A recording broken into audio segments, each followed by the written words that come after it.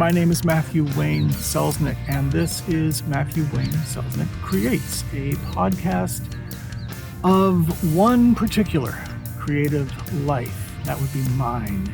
It's my hope that by sharing my experiences, my triumphs, my challenges, my week to week, that you will find things to bring into your own creative life. And together, we will keep on doing what we do, which is making stuff.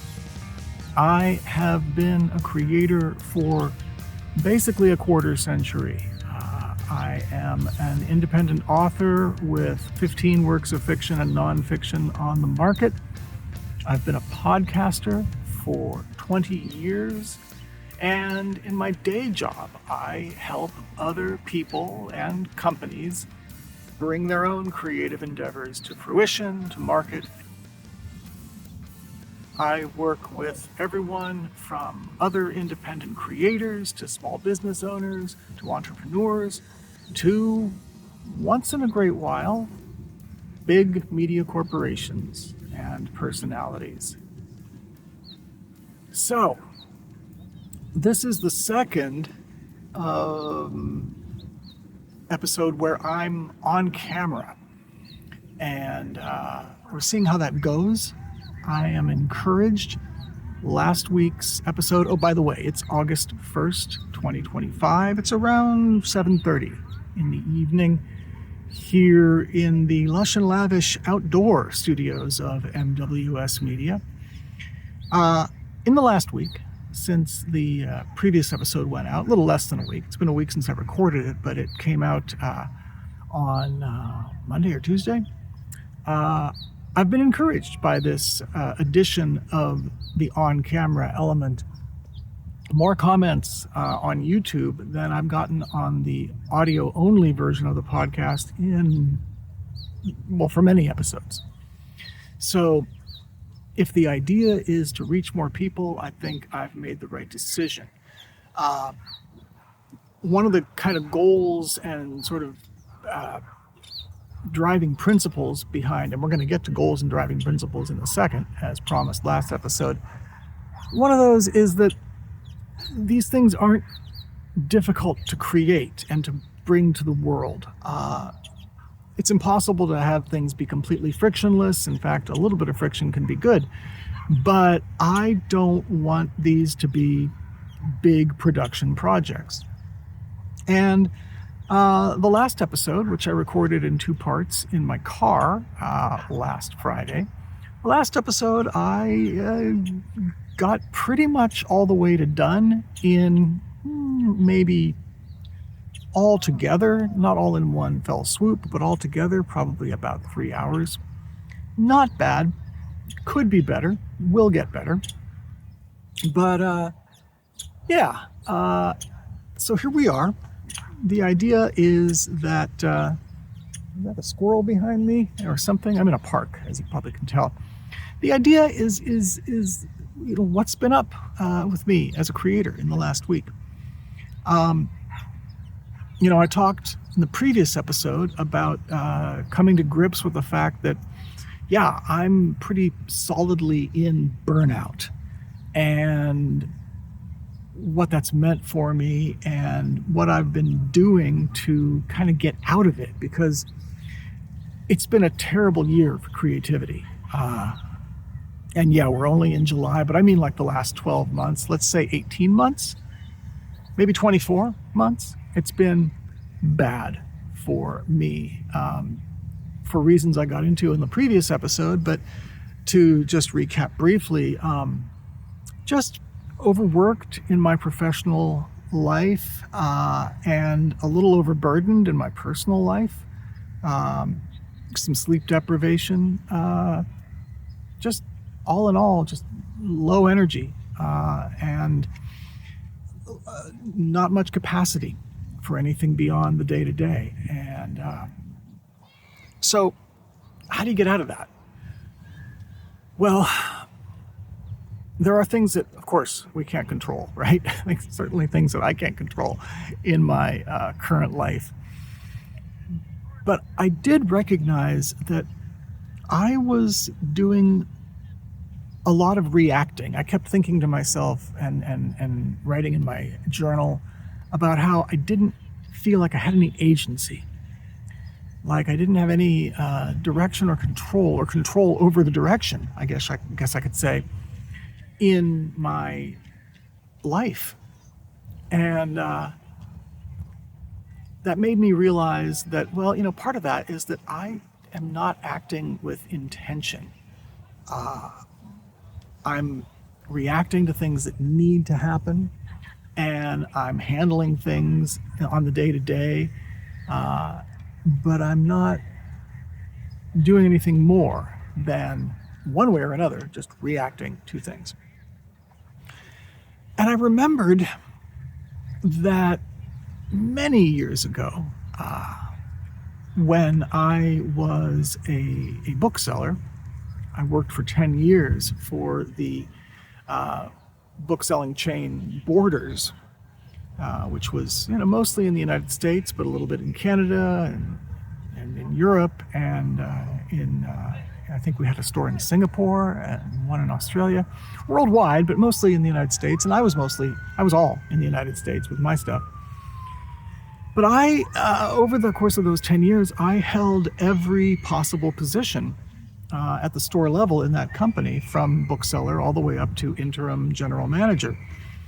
I was the trainer of trainers for my district. So I was one of the people who would train the people who would train new booksellers. I helped open a bunch of stores. I managed people between, 3 direct reports and, of course, an entire staff of, 40 to 50 people. And then when it came to helping build these new stores, coordinating with many different people at different levels. And that required a lot of intention and a lot of organization and a lot of planning. And it was recommended to us pretty early on, like when you first become a manager, they give you a Franklin planner and the book that went along with it. I don't remember the name of the book, but it was basically the Franklin Covey system. Stephen Covey, who was most popular for his book, The 7 Habits of Highly Effective People. The Franklin Covey system that was incorporated in the Franklin planners was sort of a cross between what Stephen Covey recommended and Benjamin Franklin's 280-year-old sort of rules for living.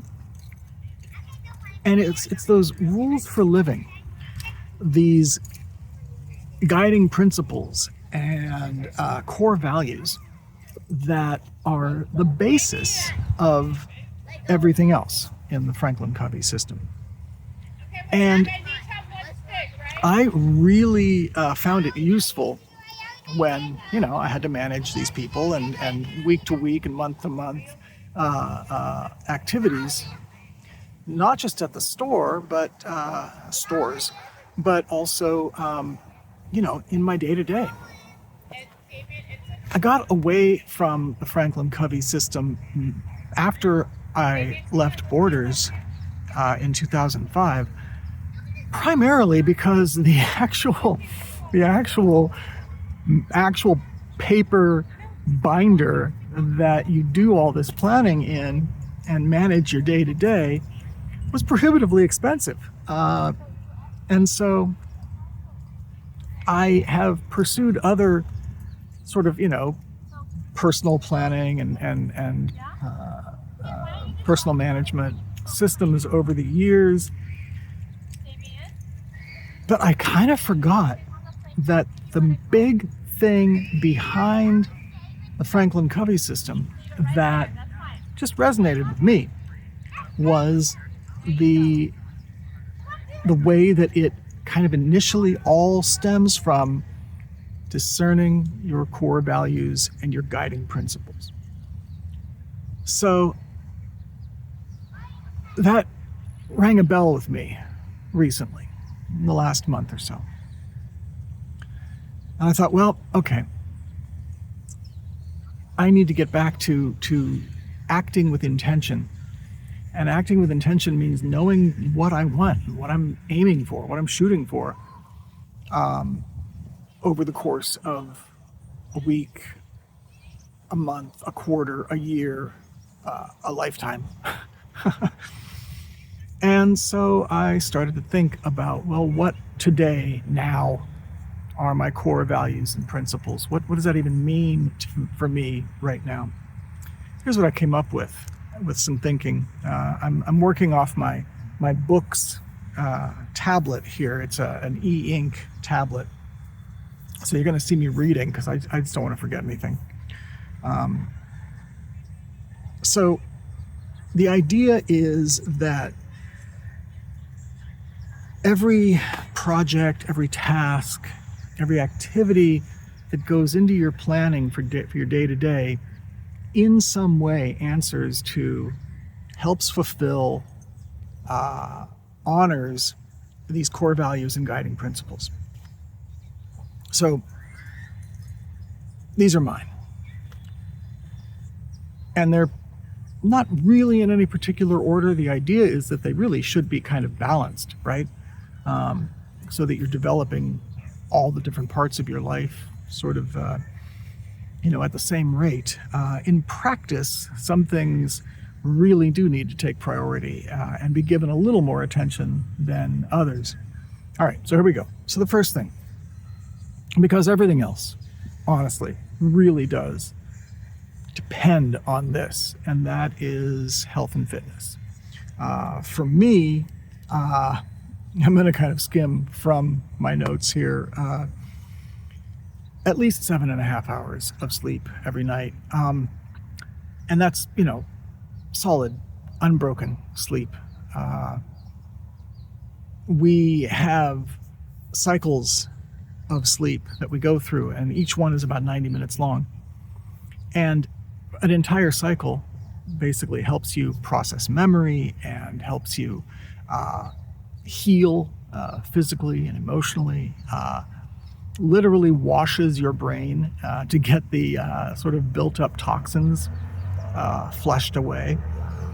You are supposed to have 5 of those sleep cycles a night for really optimal health.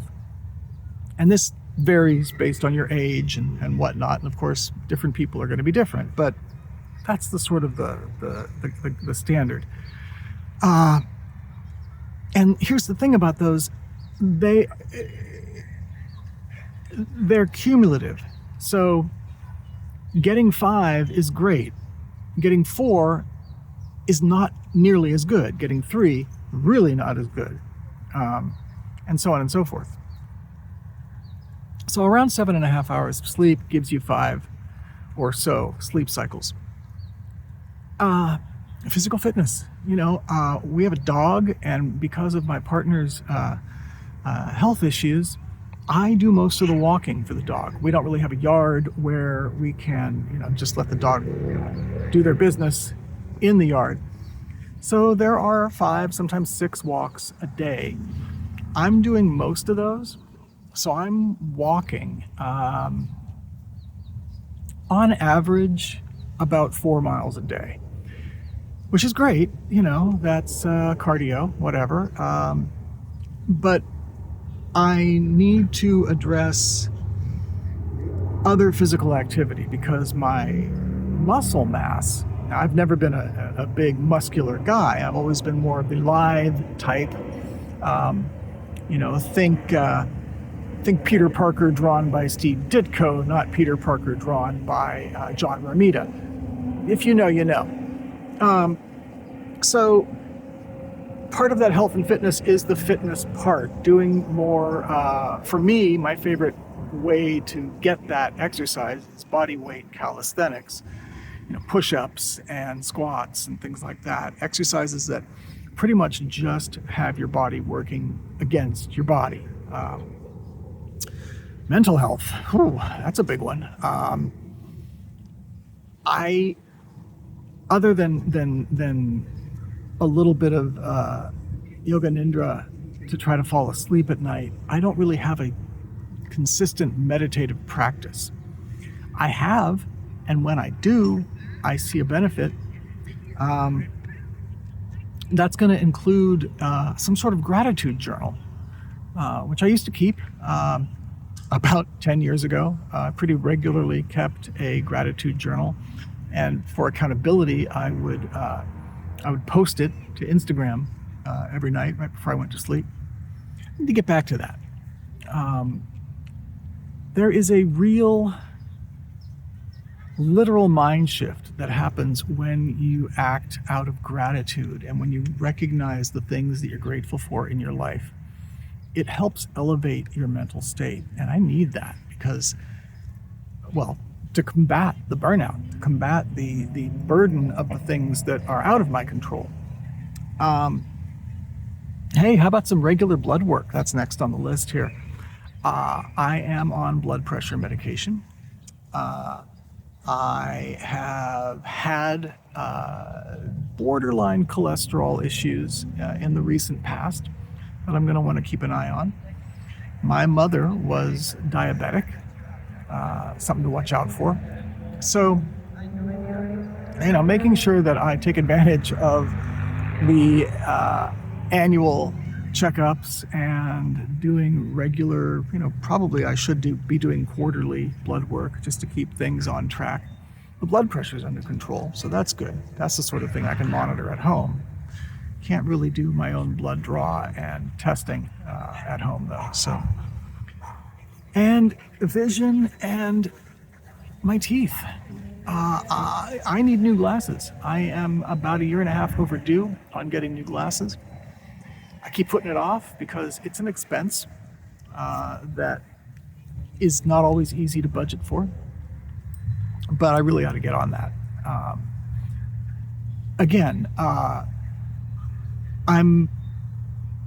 There's not like there's really a family history or anything like that of issues, but the last time I had my eyes checked, I was told that as a consequence of age, I just turned 58.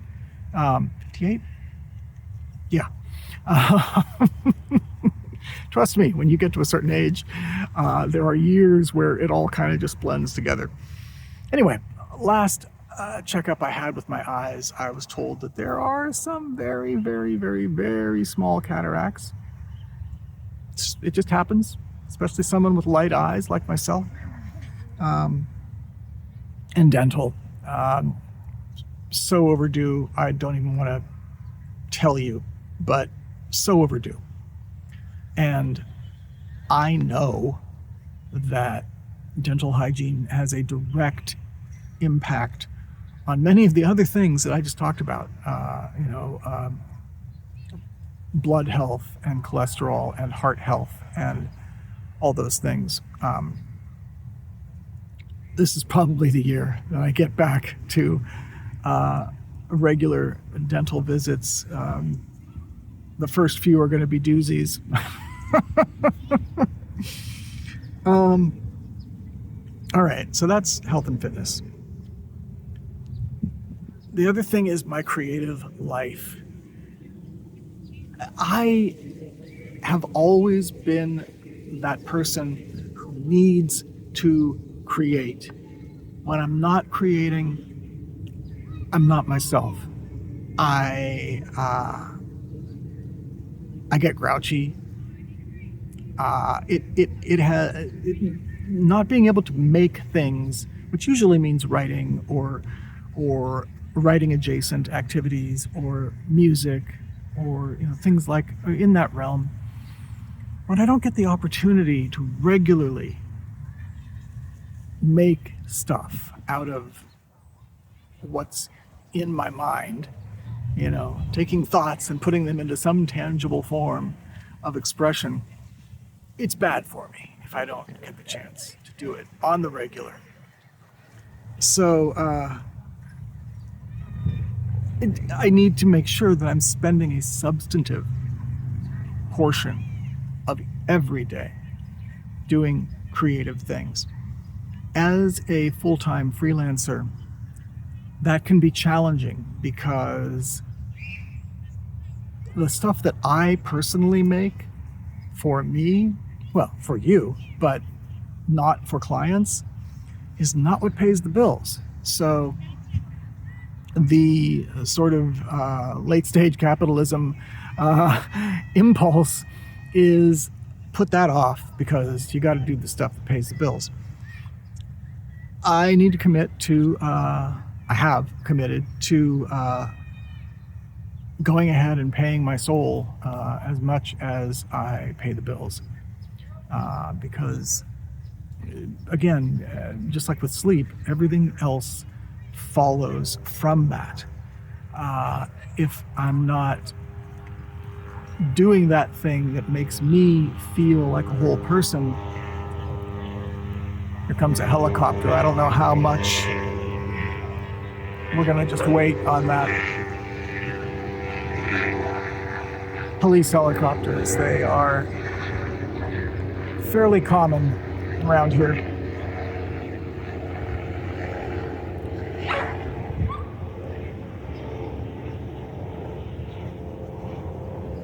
If I don't give myself the opportunity to regularly and actively be creating, then everything else suffers. And I mean everything. So now there are many specific things. I'm not going to go down one by one, but of course, there are several novels. There's a novel that I've been working on for the last 3 years. That I haven't touched since the very beginning of the year. I have all this music that needs to be rescued from old cassette tapes, if possible, anymore. Some of them are so old, I dread trying to convert them to digital. Creating new music. I record little snippets of songs several times a week into my phone. I would love to get back to composing and performing and recording music and releasing it out into the world. Archiving other things. My journals. My mother's decades-long family genealogy project. I feel responsible for that because I've got the laptop it's on. I've got all the papers that that make it up. And I'm pretty much it. I have a nephew who might be interested in taking on or helping with that project. And I know that his wife is a subscriber to the mailing list. So if you guys are watching this, I may reach out to see if you want to do anything with that genealogical material. And finally, my own legacy. That's part of a creative life, is what happens to the stuff that I have made and will make when I'm not here anymore. I need to give that some directed thought. The next thing up is what I'm calling sustaining prosperity. Now, I came up with that term on my own, and it means a particular thing to me, which I'll get into in a second. But turns out it's an actual term in economics. And to the economics people, economists, I believe they're called,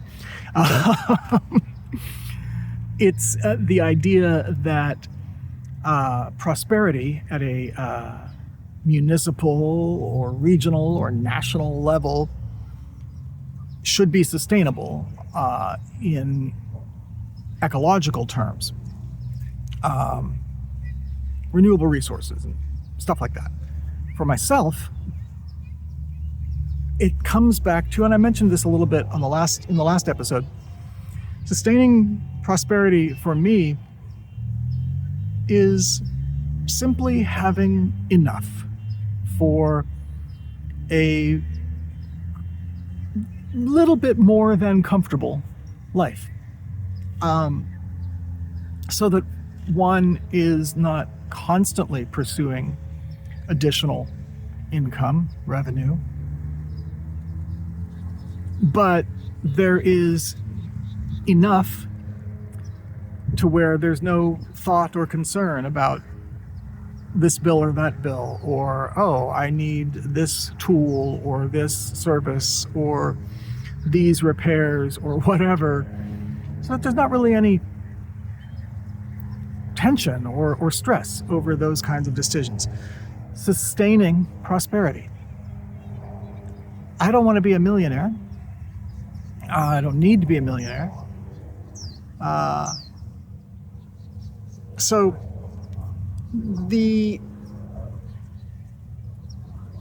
idea is that I would be entirely sustained through the fruits of my own creative endeavors. That is a long way away. Sustaining prosperity for now, today, means developing more recurring revenue sources. I have thoughts there. I'm not going to get into them now because we're almost at a half an hour, and this shouldn't really go on forever. Going to lose the light pretty soon anyway. More recurring revenue sources. Reducing my dependency on my clients. Again, that's a ways away, but I can take steps. I can make effort in that direction. That's the idea behind these core values and guiding principles, is these are the things that you should be thinking about every day. What is the life that you want? What are the things that are important to you? And focus every day on getting somewhere with those things. I've got some debt. Paying that down, getting rid of it. That's part of it. Eventually, maybe, I come from my family history means that I come from a scarcity mindset. And so it's really a hem and haw when I'm about to say things like this, but I need to double my income.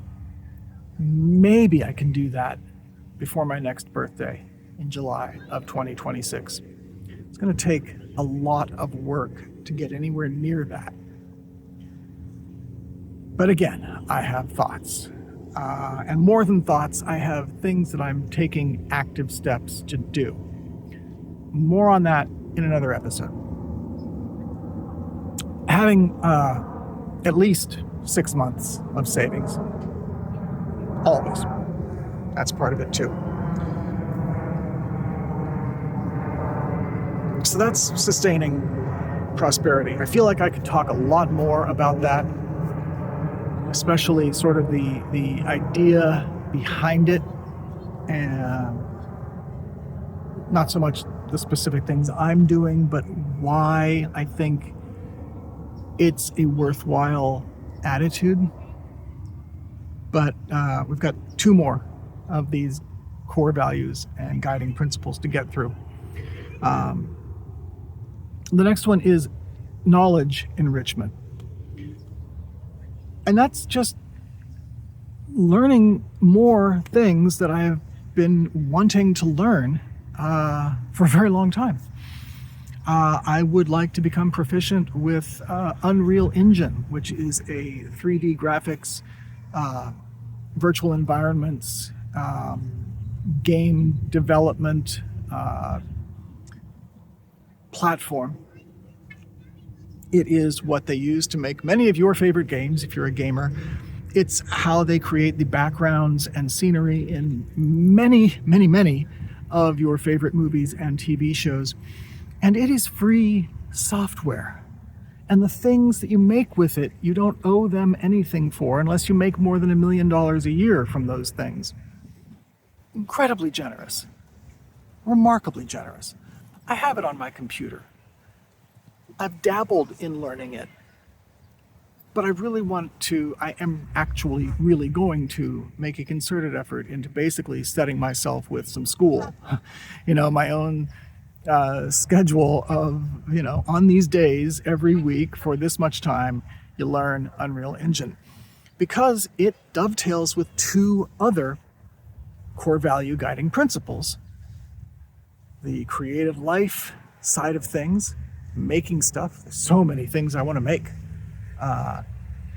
And the sustaining prosperity aspect, because many of the things that I could make, once I've learned Unreal Engine in particular, I can sell. Similar to that, related to that, is just programming in general. I have many ideas for small, kind of bite-sized, single-purpose software programs. I have created one of these, and I'm going to be talking more about that soon. But I'd like to make more, and so that's part of that knowledge enrichment. Actively, I've always been the kind of person who needs to learn something, so I learn it in order to complete the task that I needed to learn to complete the task. Catch as catch can learning, right? But I need to be much more, intentional and directed in my learning. And so knowledge enrichment is one of these core values, guiding principles for the next year or so. And finally, social enrichment. I have always been an introvert. I don't see that as a negative trait. It is who I am. I don't make any excuses for it. People who have now and again been in my life, let's put it that way, have inspired me, that's really a very pleasant way of putting it, to feel negatively about my introversion. But fuck that. There's great value to being an introvert. However, I do have a tendency to allow myself to become rather isolated. And I am pretty darn isolated right now.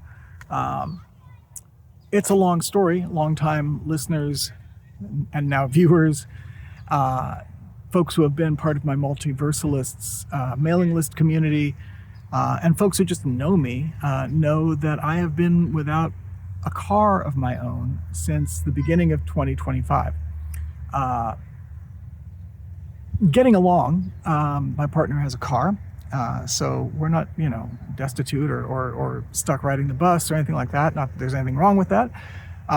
It would be an issue where I live because public transportation is not great. But point is, not having a vehicle of my own has only intensified the sort of social isolation that I have. And not just that, but I don't have close friends that I'm in regular contact with, especially face-to-face contact with. And this is also it's part of what it means to be an older person in the 21st century. We have busy lives. We have obligations. Another airplane going overhead. We have obligations and responsibilities, and our circles tend to be centered around those things, which makes maintaining or reviving or perish the thought, creating new friendships pretty difficult. But I really think that I could benefit from more face-to-face human interaction that isn't involved with work or my close circle of associates and my partner and neighbors. And so that's a focus for the year, social enrichment. And while face-to-face is ideal, a few months back, I, as part of the burnout, really, I think, I took all social media off my phone and I barely look at it when I'm at my desk. Which has been good in a way. It just got really windy. I hope that's not affecting the tripod. Look at that. Oh, this is how you know it's live, my friends. All right. And I just got a message that the frame rate was being reduced as well. I'm going to need to wrap this up pretty soon, I think. Anyway.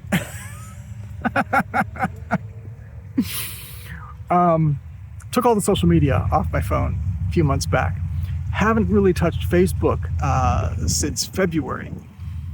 Barely on Threads. The others, I couldn't be bothered with under normal circumstances, but I have pulled back from social networking, which is another form of that pulling back is another kind of self-isolating. Now, there have been benefits to not being as much on social media, but I think that if I kind of make it part of this larger sort of day-to-day working, it can be more manageable and I can have it work for me as part of this social enrichment part of the package. We're edging up on 40 minutes. This has been a long, long one. This is what's going on with me right now. This is the foundational effort that I'm making to pull myself out of the burnout, to be more productive, to get back to doing the things that make me feel good, and to building a life back up again out of this sort of trench that I've been in. So there we are. In the past week since we last spoke, I've been doing a lot of groundwork laying, and that's been good. And I've been having some great client interactions. Haven't done any writing. I tell you what, I'll let you know when I do. But in the meantime, that's what's up in my creative life. Again, today is August 1st, 2025. It is now just a little bit after 8 o'clock. And I'm going to wrap this up. My name is Matthew Wayne Selznick. Take care.